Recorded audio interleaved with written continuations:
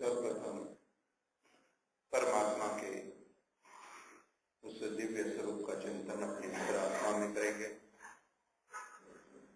परमात्मा के सर्वश्रेष्ठ नामों का उच्चारण, जाप विधि का अभ्यास। सीधे बैठ करके दोनों हाथ अपने घुटनों के ऊपर सीधे बैठना है।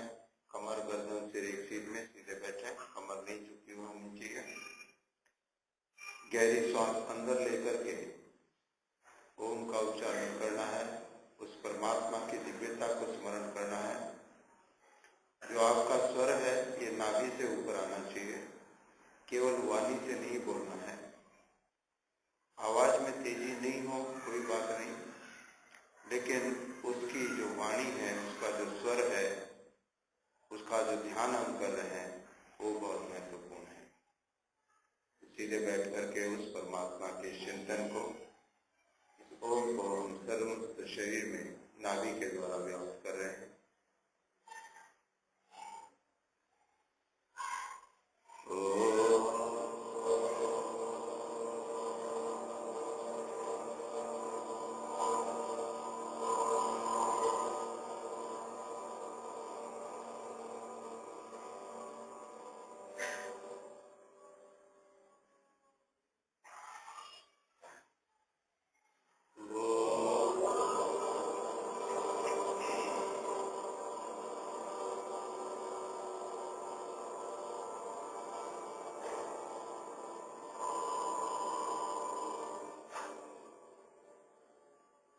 आवाज में तेजी नहीं हो करके बहुत धीरे स्वर में भी, लेकिन उस स्वर को उठाने का प्रयास करें।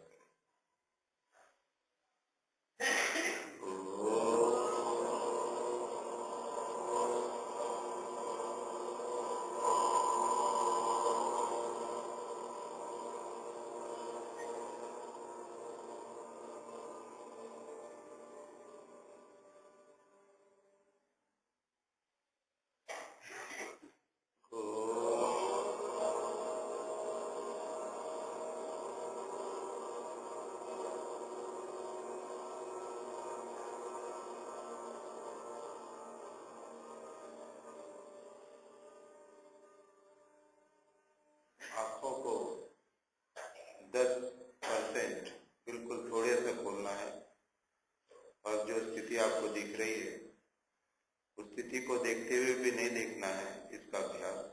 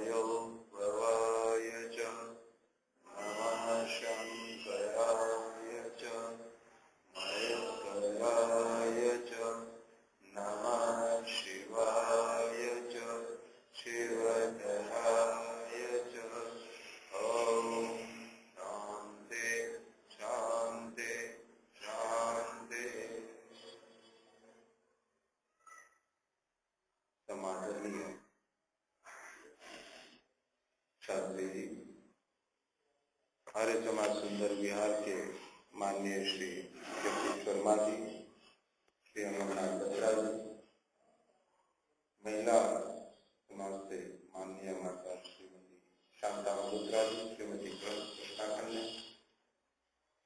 पूजा और श्रद्धा के योग्य मातृशक्ति और उपस्थित आर्य कल एक चिंतन हमने किया कि उस परमात्मा का स्वरूप क्या है और उस परमात्मा को हमें किस स्वरूप में ध्यान करना है। थोड़ा मैंने चिंतन आपको बताया था कि वो परमात्मा जिसने इस समस्त ब्रह्मांड को उत्पन्न किया है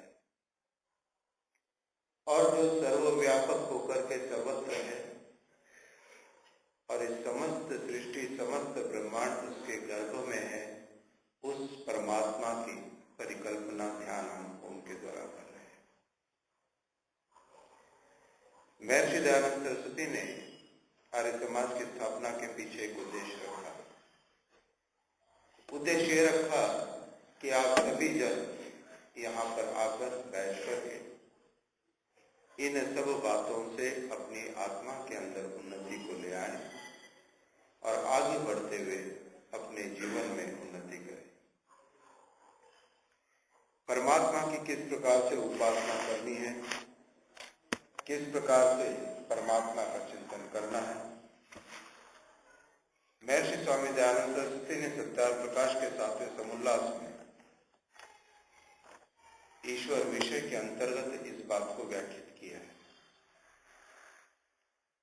आज जब भी हम परमात्मा से समीपता में जाते हैं तो वास्तव में हम कब जाते हैं? हम परमात्मा की समीपता में तब जाने का प्रयास करते हैं जब हमें कोई दुख और कष्ट होता है। इसका अर्थ हो गया कि मैं हमेशा परमात्मा का सानिध्य तब प्राप्त करता हूं जब मैं कोई प्रार्थना अपने लिए करना चाहता हूं। क्या इतना पर्याप्त है? इतना पर्याप्त नहीं है। इसीलिए केवल प्रार्थना करते हुए भी मुझे वो प्राप्ति नहीं हो रही जिसकी कि मुझे अभिलाषा। प्रार्थना के साथ में दो बातें और ऋषि दयानंद सरस्वती ने जोड़ी।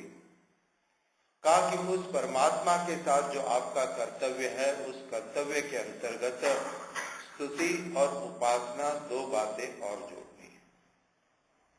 तो कुल कितनी बातें हो गई? 3। स्तुति, प्रार्थना और उपासना। और हमको मंत्र दिए, कितने मंत्र दिए? 8 मंत्र दिए। बहुत सुंदर। 8 मंत्र दिए स्तुति, प्रार्थना, उपासना के, और ये चिंतन दिया कि इसका नित्य प्रति अर्थ सहित पाठ किया करो। क्या कहा? अर्थ सहित पाठ किया।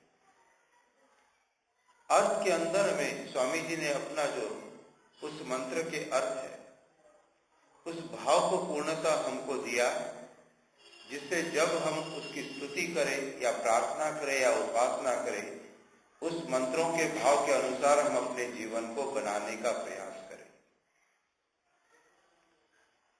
तो स्तुति के विषय में स्वामी जी लिखते हैं कि परमात्मा का जब प्रत्यक्ष है, कल मैंने आपको बताया था कि परमात्मा सब जगह है, हम मानते हैं। तो परमात्मा सब जगह होने से हमारे अंदर भी स्थित है। अब वो किसका विषय है? वो आंख का विषय नहीं, वो कान का विषय नहीं, वो नाक का विषय नहीं, वो हाथ का विषय नहीं। क्योंकि ध्यान रखे प्रत्येक इंद्रियां जो कार्य करती है वही कार्य कर सकती है, उसके अतिरिक्त कार्य नहीं कर सकती है। आंख चाहेगी सुनना तो सुन सकती है क्या? नहीं। कान चाहेंगे देखना तो देख सकते हैं क्या? नहीं। तो प्रत्येक इंद्रियों का इन प्रैक्टिकल हम ये देख रहे हैं कि जो इंद्रिय का कार्य है केवल वही कार्य वो कर सकती है। तो आंख का कार्य है देखना। अब वो देख रही है इन वस्तुओं को, इन पदार्थों को देख रही है, लेकिन वो परमात्मा को किस प्रकार से देख सकती है? उसकी तो सामर्थ्य ही नहीं।